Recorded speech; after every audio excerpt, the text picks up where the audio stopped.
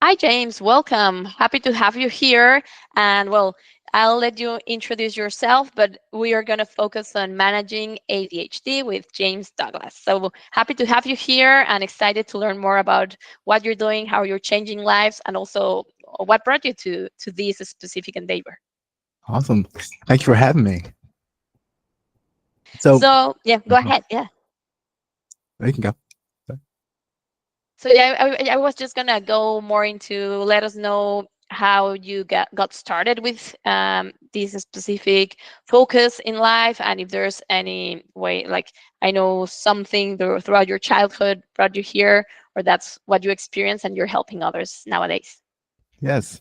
So for me, my it all started when I was young. So I was diagnosed with ADHD around the age of 6 years old.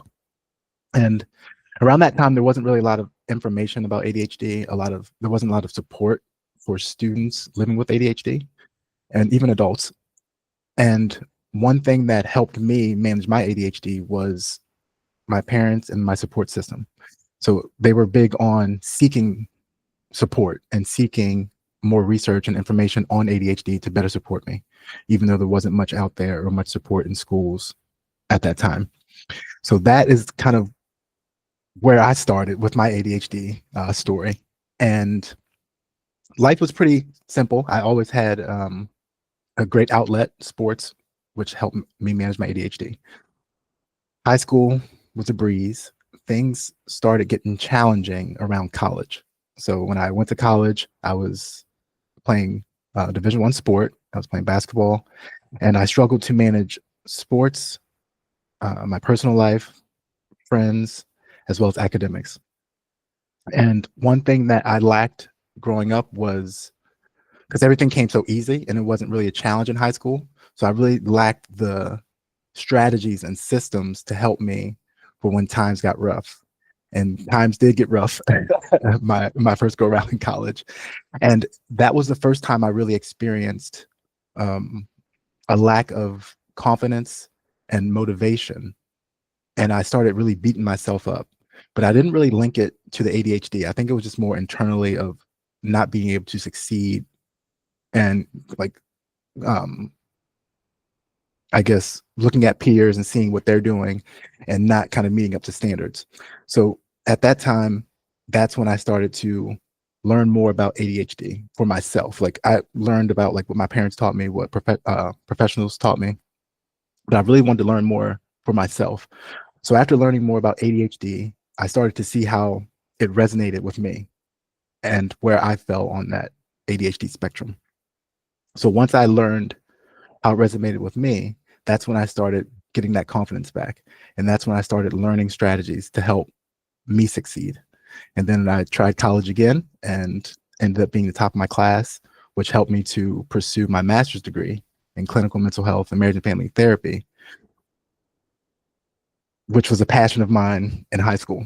So being able to achieve that and build up that confidence again when it was depleted was something that has really set the tone for me and kind of moving forward with being able to support people with my business in regards to ADHD coaching and ADHD therapy. So one reason why I got into coaching was the support system. I've noticed kind of growing up that that was the big impact with helping me succeed and move forward. So being able to be that for someone else, a family, an individual, is something that's a big passion of mine. And that is what has driven me to grow my business with ADHD coaching. Amazing. Thanks for sharing, James. And as you mentioned, sometimes when you are, we all have a journey, different levels, different challenges. And as you said, you started maybe looking at others, comparing yourself, and that was something that brought you down. But it's great that you find the way out, that you focused on what you had to work on, and obviously how to manage ADHD and then sorry ADHD, and then obviously having a plan in place to help others because you've gone through it, and this part is really important. If you've gone through certain things, challenges, it's easier for you to find the way to help others. So it's great that you have the tools available. As I read on your website when we chat as well offline, we did discuss like you have a tailored plan in place and you can support children, you can support families, and it's also a great idea and opportunities to have resources in place as you have already on your website, because sometimes it's not that others don't want to take maybe a proactive approach. Sometimes it's that lack of information, of knowledge on how to understand or manage ADHD, how to get diagnosed. These days or nowadays, I find there's more awareness than in maybe 20 years ago, but still having information available, spreading the word as you're trying to do and helping others makes lots of sense. Yeah. Thank you. So, talking about, let's say, some of the specific tailored focus you have, is there any, let's say, specific approach you might suggest, or what would be some of the steps, things that someone listening might think, okay, maybe I need to go and review the material, resources. It might be for my kid or myself. I've never realized this might be a sign of ADHD.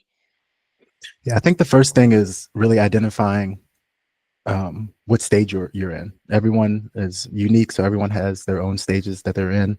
And I think depending if it's for a loved one or if it's for yourself, whether it's a younger kiddo or teenager or an adult, I think it's first identifying where you're at. So a lot of times, like, it's interesting you mentioned that, kind of seeking support. A lot of times people will seek support just to find out what route to go in regards to ADHD, of getting a diagnosis. A lot of people don't even really know the supports out there for getting a diagnosis. In regards to coaching, I like to meet people where they're at. So I like to first teach them and tell them more about coaching and the differences between coaching and therapy. Once they have a better understanding of what that is, coaching has a tendency to focus more on the present and the future, whereas therapy can have a tendency to be in the present and the past, and I would say a little bit more in the past sometimes. And also in regards to ADHD, emotions. Emotions can be addressed in coaching, but we're not going to be focusing and diving into deeper emotions in the coaching space for ADHD. But once you meet them where they're at and then you give them the resources, it's now up to them to decide what route they're at. But a lot of times in that discovery call or that consult call, with them sharing their story, you get a better understanding of where they might be in their current situation.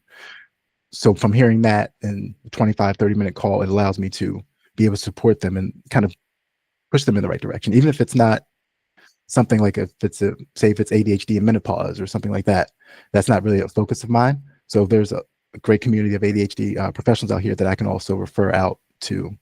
But I think that discovery call is very important to identify and see where that client is and kind of meet them where they're at and giving them some next steps options. Okay, that's great. So it's good to know that once there's this call, it's a type of an assessment, and then you'll be able to figure out the right plan or point them into the right person to help them with, correct? Yes. Okay, thank you. Thanks for letting us know.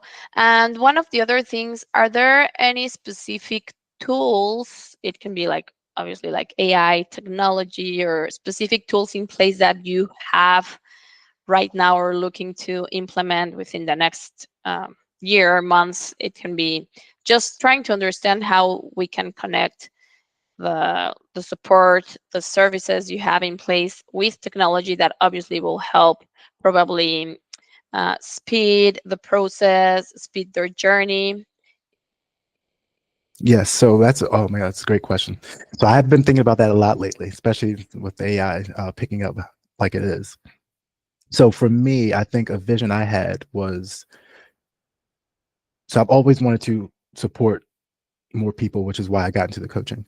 And I think if I could somehow have like an AI bot kind of have my voice to be able to reach out and support people that have questions or would like next steps or would like any questions answered, that would be very impactful to have an AI bot to be able to kind of speak for me on times where I'm not available. So that would be awesome. And I think there's a lot of different AI programs that help with, like, obviously transcribing sessions and things like that, I think are very impactful for the ADHD space. And but I think more specifically for me is the piece of being able to connect and get an answer to individuals that are seeking support 24/7 if possible. Perfect. Yeah, I think that's a great point you're making, like the availability 24/7. Obviously, for you, it's not doable to be available around the clock, but the supports some of the individuals might need will be there, right? Like that specific need, maybe, I don't know, at midnight one day because there's a type of, I don't know if it's crisis, how to put it, but like a difficult time. So probably having a tool in place, a support that will be in alignment with your approach, the strategies you have in place might Mhm. be also a great thing to have in place, so others can have this full support whenever they require it. So I think that's a great vision you are outlining there. And I know there's a lot of moving pieces, technology is evolving, there's also other components to it from compliance and safety, but I think it's going to evolve and get there, and it will be great for any individual that needs that type of support. Yes, I agree. Amazing. So I was looking into your website. I know we discussed and focused more on that one-on-one or family coaching, but also there's other type of support that goes more broadly, let's say for schools or in the corporate space. Is there any specific things that you might want to highlight or make us aware? Maybe let's say in the corporate space, ADHD or mental health, that's those are topics that have evolved in the last couple years, but before there were unknown topics or not really addressed. So I would like to learn more of what has been your experience, what's your approach? Yes. So as we know, ADHD doesn't discriminate. So I've been working with a lot of leaders and professionals and that are living with ADHD or neurodivergence that are either mid-level, senior level, executive type level leaders in organizations, and they're still managing the same struggles. They have their responsibilities, but still managing the same struggles of their ADHD. So that's one thing that I've started focusing on is the coaching piece with ADHD and leaders, as well as ADHD consulting in regards to maybe like the well-being or organizational space of supporting the employees to help manage their ADHD. So being able to start from the top down, so help the leaders to be able to lead their neurodivergent employees and being able to create a culture that is neurodivergent friendly. Thank you. Are there any specific, I don't know if it will be exercises or things, strategies in place that you might suggest for someone, let's say when you started your maybe through your journey and you started experiencing some of these feelings of being down, of not performing, and then getting to the point that you realized, okay, this is what I need to focus on to be proactive and work on the ADHD and have a like this realize like the moment when you have the realization of okay, this is what is happening and now I'm gonna put a plan in place to work and come out of it. Is there some specific type of tools, strategies that you might suggest to anyone that might be going through that struggle? So for me, something that was really helpful was rewarding myself.